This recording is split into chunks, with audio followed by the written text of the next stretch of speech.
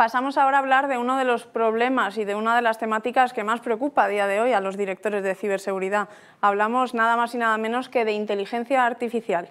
De ello viene a hablarnos Glenda Suárez, directora IT Quality Risk and Compliance de GRC y Security at Pitcher y miembro, por supuesto, de trabajo de ISACA. Muchas gracias. Gracias por la invitación. Un placer estar aquí con vosotros y hablar de este tema que a día de hoy es, yo creo que el debate más candente que hemos tenido en el 2023. Yo creo que muchos de nosotros aquí, CISOs, profesionales de la seguridad o de la privacidad, nos estamos preguntando cómo podemos aportar valor en un momento en el que estamos viviendo ahora mismo, un momento de cambio radical que se está viendo con la inteligencia artificial. Estamos también en una encrucijada, porque muchos no sabemos si debemos detener la innovación, pausar la innovación o simplemente apoyar la innovación, porque al final de todo estamos aquí para apoyar el negocio. Entonces, yo creo, y voy a tratar de dar respuestas a estas preguntas en esta presentación. Para empezar, muy brevemente, todos conocemos muy bien ChatGPT, la revolución que está teniendo ahora mismo y el impacto que tiene para ciudadanos, empresas, gobiernos, para todos nosotros. El mismo Bill Gates, que apoya OpenAI, que es la empresa que ha lanzado ChatGPT, ha dicho que es una revolución tan grande como lo ha sido el Internet en su momento. O sea, que estamos hablando de algo bastante importante, bastante crítico a nuestro día de hoy. La versión número 4, ChatGPT 4, que ha sido lanzada en el mes de marzo, hace muy poquito, es lo más cercano que tenemos a lo que es el lenguaje natural tipo AGI, Inteligencia General Artificial, que siempre lo hemos visto como algo utópico, algo de la ciencia ficción. ¿Por qué? Porque tiene capacidades cognitivas muy similares a las del ser humano e incluso puede llegar a tener mejor inteligencia que un ser humano. Hoy en día el AGI ya no es algo utópico, lo estamos viendo que OpenAI y otras empresas que se están lanzando en esta industria están yendo a por el AGI y no se sabe cuándo va a llegar, pero llegará. Y ahora mismo con ChatGPT pues, todos podemos ser lo que queramos ser.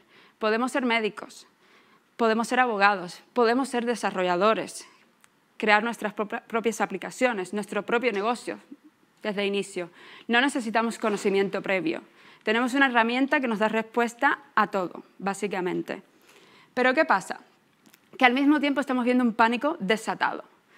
Las instituciones, los gobiernos, las empresas, todo el mundo se pregunta, ¿esto realmente puede ser bueno del todo o hay cosas que realmente tenemos que tener mucho cuidado y detenernos a pensar antes de actuar? Estamos viendo, la Europol ha advertido que ChatGPT pues, ha facilitado la barrera de entrada.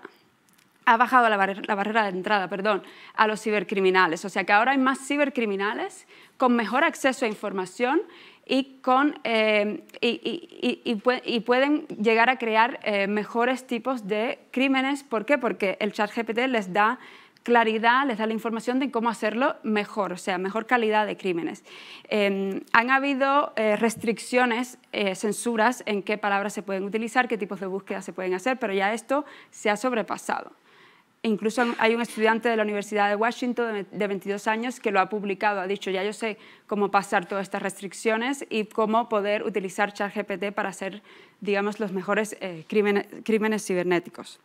Entonces, al mismo tiempo tenemos una preocupación muy grande con las fake news, la desinformación. ¿Por qué? Porque ChatGPT tiene alucinaciones. Alucinaciones es un concepto relativamente nuevo. ¿Qué significa? Que no es fiable.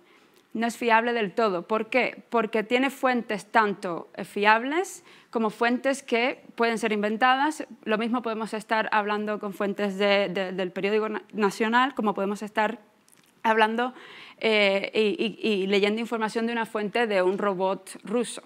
O sea, que hay una estadística que no siempre nos garantiza la información 100% correcta. También hemos visto el tema de la propiedad intelectual.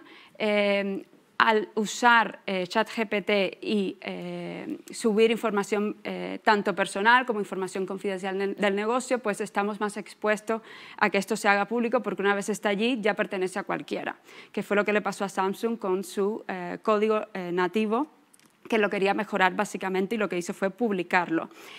Ante todo esto, hay países que lo están pausando, han dicho tenemos que investigar, como es el caso de Italia, Alemania probablemente siga, y también hay una carta que se está firmando y está siendo liderada por gente de mucha influencia, incluido Elon Musk, que dice hay que pausar esto un momento. ¿Por qué? Porque va muy acelerado. Incluso los creadores mismos no saben cuál es el riesgo del todo. Entonces tenemos que pausar esta innovación un poco.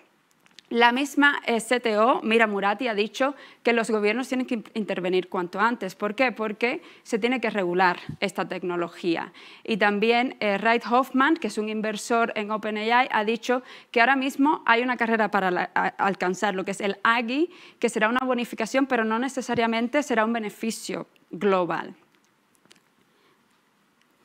A esto se suma la carrera de los agentes de inteligencia artificial. Estamos hablando de herramientas y miles de agentes que se han creado a partir del lanzamiento de ChatGPT. ¿Por qué? Por la API que ellos facilitan para que empresas puedan crear sus propias herramientas, sus propias aplicaciones, y también, bueno, por todo el conocimiento que hay ahora mismo, estamos hablando de miles de empresas desde los últimos 30 días que se han lanzado a ofrecer una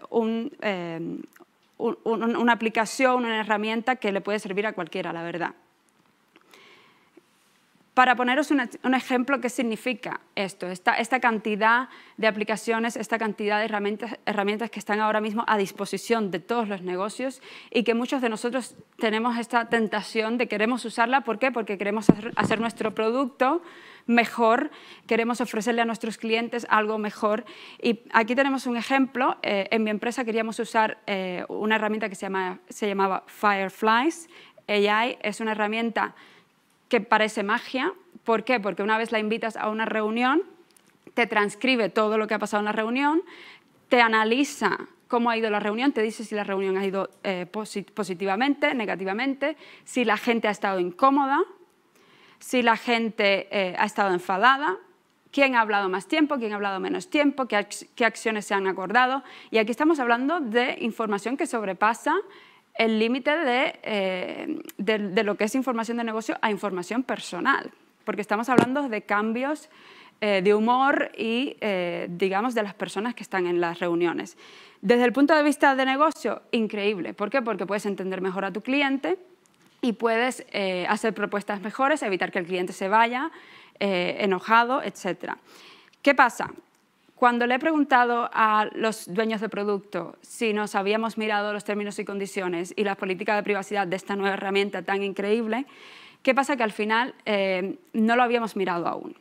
Y cuando miras al detalle ves que esta herramienta y la empresa que está detrás dice, una vez toda esta información de la reunión se ha grabado, todo esto queda guardado en nuestros servidores y se convierte en información nuestra y de manera irrevocable, perpetua, transferible, la podemos acceder, modificar, vender.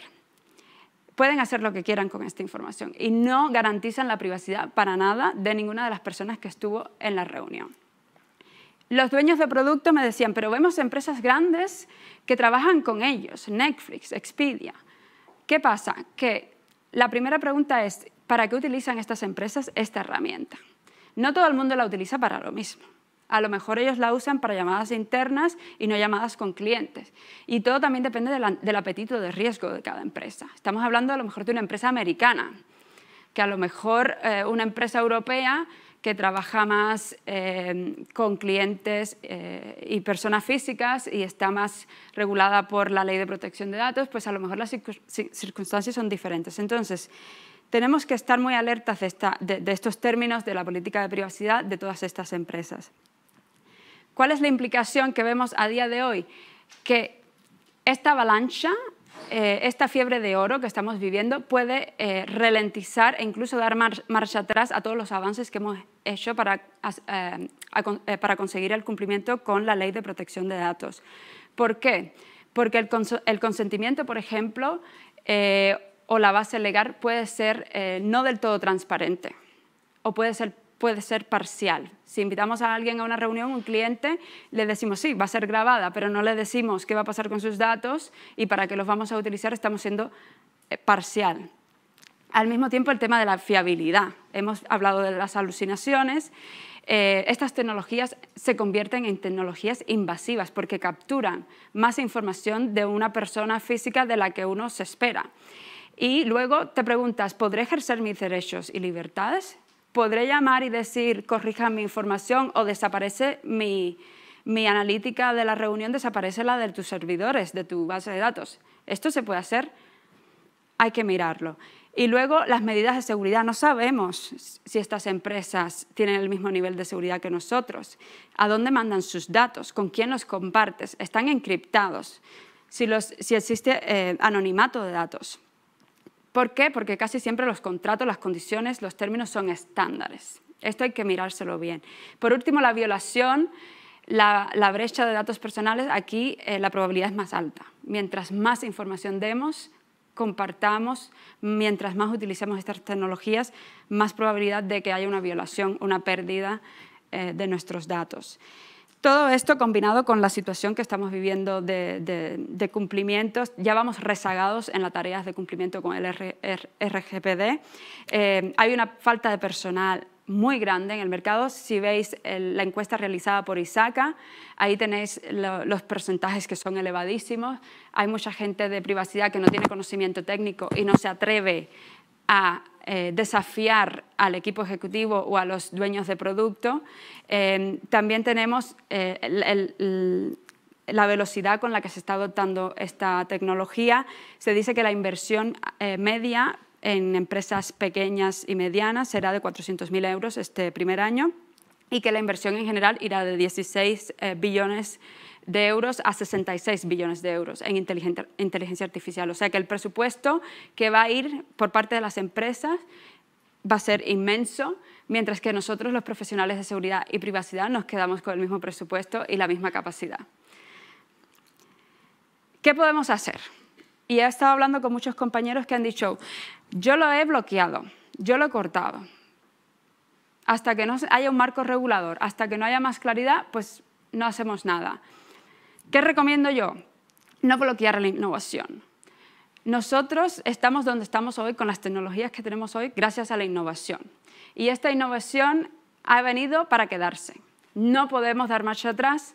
Inteligencia artificial se va a quedar y va a cambiar de manera estructural la forma en que vivimos, que nos comunicamos, que producimos, que trabajamos. No la bloqueéis. ¿Qué tenemos que hacer? Entender mejor de qué va y qué es lo que quiere nuestra empresa. Tenemos que convertirnos en compañeros de combate, trabajar con la gente que sabe, con los ingenieros, con los desarrolladores, con los dueños de producto, con IT.